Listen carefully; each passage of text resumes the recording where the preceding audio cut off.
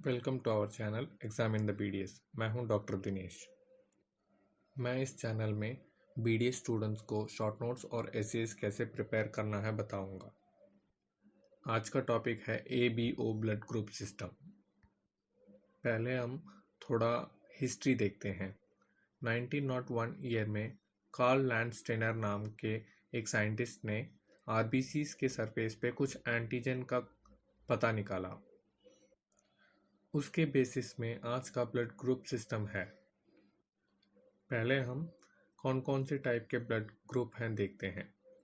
Type A, type B, type AB, type O। पहले हम type A देखते हैं। तो पहले आरबीसी के सरफेस पे ब्लू कलर का कोडिंग है। वो ब्लू कलर का कोडिंग जो है उसे हम एंटीजन कहते हैं। तो इस आरबीसी में ब्लू कलर का कोडिंग है, तो ये टाइप ए हो गया। और दूसरे वाले को देखते हैं। सेकेंड वन में वायलेट कलर का कोडिंग है, तो इसे हम टाइप बी कहते हैं। तीसरे वाले में दोनों एंटीजन हैं, ब्लू कलर भी है, वायलेट कलर भी है, तो दोनों एंटीजन हैं, तो इसे हम टाइप AB कहते हैं। तो चौथे वाले को देखते हैं। चौथे वाले में दोनों एंटीजन्स नहीं है, ब्लू भी नहीं है, वायलेट भी नहीं है, तो दोनों जब एंटीजन्स नहीं है तो उसे हम टाइप O कहते हैं। तो हम अब देखते हैं कौन कौन सा टाइप का आरबीसी किस तरह का एंटीबॉडी प्रोड्यूस करता है। तो पहले हम टाइप ए देखते हैं। तो टाइप ए आरबीसी के ऊपर ब्लू कलर का कोडिंग है, तो ब्लू सब्सटेंस जो है, जो एंटीजन है, वो ओन बॉडी माना जाएगा।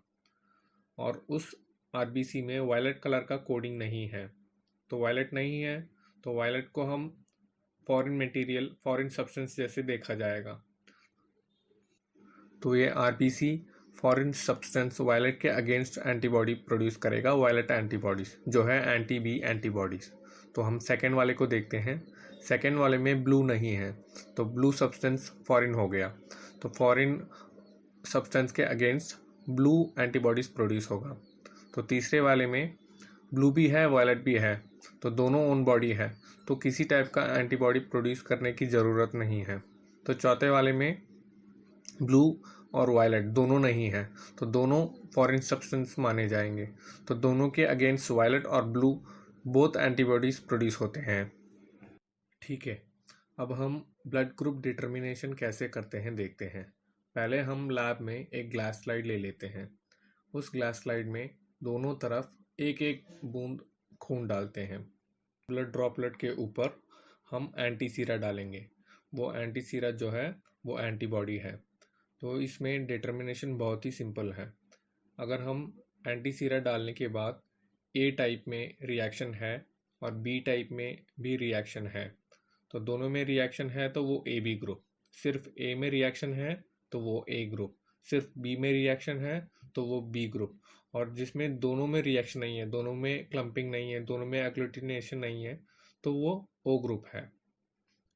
अब हम देखते हैं RH ब्लड ग्रुप। ये भी एक तरह का एंटीजन होता है। जिस आरबीसी के ऊपर ये RH एंटीजन है उसे हम पॉजिटिव कहते हैं, जिसके ऊपर नहीं है उसे हम नेगेटिव कहते हैं।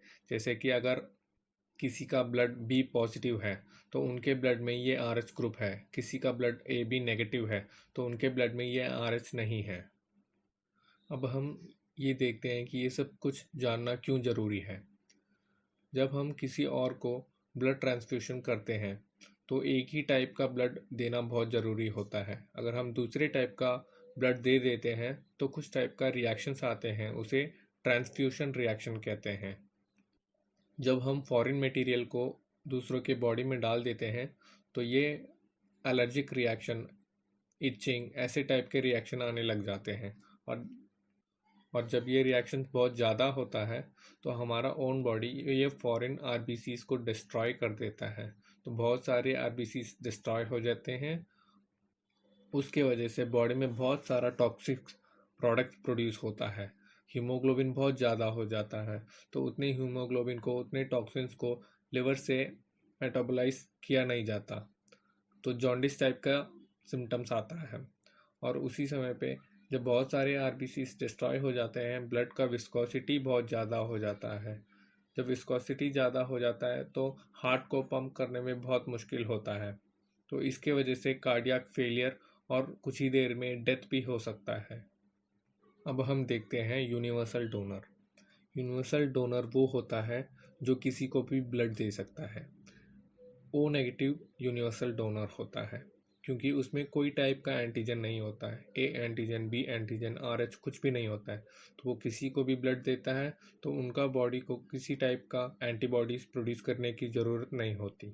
अब हम देखते हैं यूनिवर्सल रेसिपिएंट, वो है ए बी पॉजिटिव।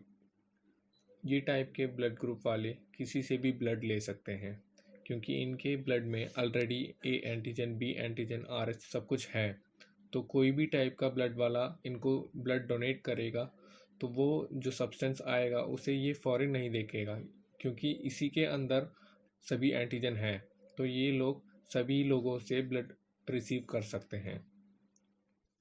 तो यहाँ पे आज का टॉपिक ख़त्म हो रहा है। आज का बोनस फैक्ट देखते हैं। नॉर्मली दुनिया में बहुत सारे लोग, ज़्यादातर लोग राइट हैंडेड होते हैं, तो वो राइट हैंडेड लोग जब लेफ़्ट हैंड पे कुछ काम करने की कोशिश करेंगे, जैसे कि लेफ़्ट हैंड में ब्रश करना या लेफ़्ट हैंड में लिख के प्रैक्टिस करना, ऐसी चीज़ें करते समय वो लेफ़्ट हैंड का ऑपोजिट जो राइट हेमिस्फीयर होता है ब्रेन में, उसमें नए नए nerve cells, neuron connections develop होते हैं। इससे क्या होता है कि हमारा ब्रेन ज़्यादा स्मार्ट होता है। जैसे कि किसी को लाइफ में कुछ प्रॉब्लम या सॉल्यूशन सॉल्व करने की ज़रूरत हो, उस समय पे हमारा जो दिमाग है बाकी लोगों से ज़्यादा परसेंटेज काम करेगा उस सिचुएशन को सॉल्व करने में। इससे हम बाकी लोगों से ज़्यादा टैलेंटेड और एक्टिव हो सकते हैं। Thank you.